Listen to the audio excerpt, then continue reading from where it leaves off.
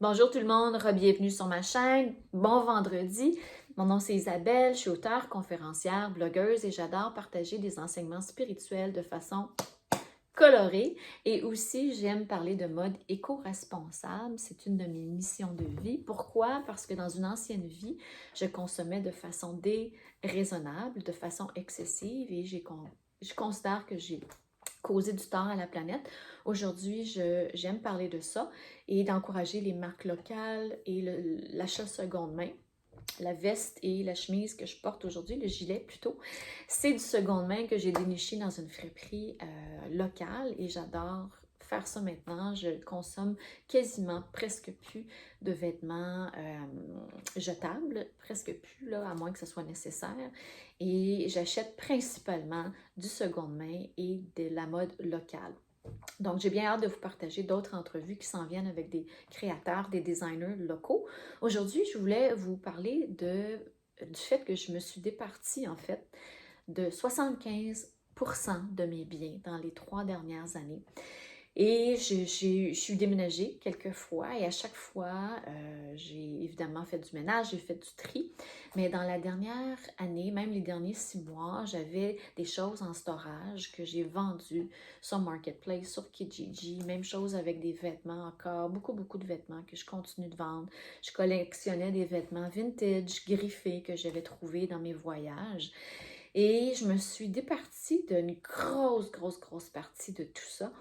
Et ça a créé vraiment un espace incroyable en moi. Ça a créé un espace de liberté, de joie.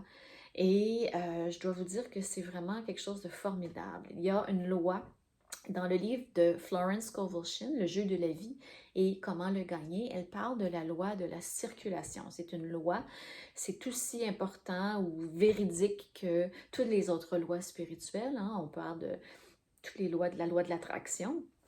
Mais selon elle, elle nous explique que la loi, quand on enfreint à la loi de la circulation, à travers détenir toutes sortes de choses comme le hoarding, les gens qui ont des boîtes et des boîtes de toutes sortes de trucs qui traînent partout, on enfreint la circulation de cet objet-là. Quelqu'un d'autre pourrait en profiter, mais de façon encore plus importante, ça nous bloque, nous. Ça bloque notre abondance, ça bloque notre créativité, ça bloque notre joie et ça peut même nous causer des torts physiques. Alors, elle expliquait qu'il y avait une dame qui collectionnait des colliers depuis des années, mais elle les portait jamais.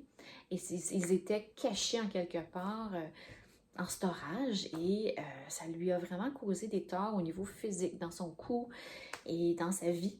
Et il y avait plus aussi de l'abondance qui rentrait. Elle a éventuellement perdu beaucoup d'argent ou elle a fait faillite. Je me souviens plus des détails, mais tout ça pour dire que c'est très important de faire circuler l'énergie. On parle souvent du feng shui, mais ça s'applique aussi dans notre vie, non seulement dans la façon qu'on place les objets, mais dans la façon qu'on store les objets, qu'on les conserve. Alors moi, j'avais un locker rempli à craquer d'antiquités que j'avais acheté lors de mes voyages aux États-Unis, quand j'habitais là-bas.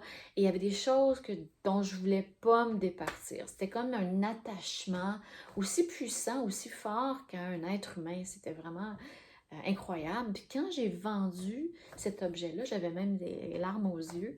Et je me suis rendu compte que c'était vraiment un attachement malsain. Et en plus, c'est que la personne qui a acheté mon meuble, elle collectionnait ce genre de meuble-là. Elle était dans la joie, elle m'a envoyé des photos de cet objet-là, comment elle allait le décorer dans sa maison. Et j'ai compris, waouh, il était vraiment temps que je me départisse de ça. C'était une lourdeur. Alors, à travers l'acquisition ou le fait de maintenir plein de choses dont on ne sert pas, on se crée des lourdeurs physiques, mentales et spirituelles. Donc, c'est vraiment important. Je ne suis pas la première à en parler. Marie Kondo en parle beaucoup dans son livre. Et c'est vraiment important de faire un grand ménage et de maintenir les objets qui nous gardent la joie, le bonheur. Si on a vécu des séparations, des divorces, des décès autour de soi, puis qu'on a hérité des choses qui nous rappellent la tristesse, ben c'est pas bon pour nous parce que chaque objet, tous les objets, aussi banals que ça peut être, ont une vibration, tout comme les humains. Et donc, si on garde des choses qui nous rappellent la tristesse, des mauvais souvenirs, des problèmes, ben, ce sont des basses vibrations qui nous empêchent d'accueillir des choses de plus haute vibration, qui nous amènent la joie, et éventuellement font monter nos vibrations pour attirer le meilleur dans notre vie, dans toutes les sphères de notre vie. Alors, aujourd'hui, je suis très fière de vous dire que je me suis départie d'au moins 75%. J'ai encore un petit peu de tri à faire, encore un peu dans mon unité de storage, mais c'est presque tout vendu, toute partie. Et c'est incroyable la paix intérieure qui vient avec ça. Ce n'est pas de la fiction, bien au contraire, c'est réel. Et j'ai bien hâte de voir ce que l'avenir me réserve avec tout ça. Mais après ma barre, ça m'apporte une grande paix, une grande sérénité. Et donc, n'oubliez pas que la loi de la circulation, c'est une loi très importante. Et c'est important de faire son ménage si on veut attirer des nouvelles choses. Donc, n'oubliez pas que tous les objets ont une vibration, de vous départir de ceux qui vous rappellent la colère, la tristesse, de faire circuler l'énergie, ça fait partie des lois spirituelles et votre vie va que se porter mieux à travers ce grand ménage. Donc, voilà pour cette capsule du vendredi. C'est ce que je voulais vous dire parce que j'ai encore vendu des choses cette semaine et j'ai senti un grand soulagement intérieur suite à ça. Alors, suivez-moi pour continuer ces aventures et merci infiniment de me suivre. Merci de vous abonner à ma chaîne et à bientôt pour une prochaine capsule. Ciao!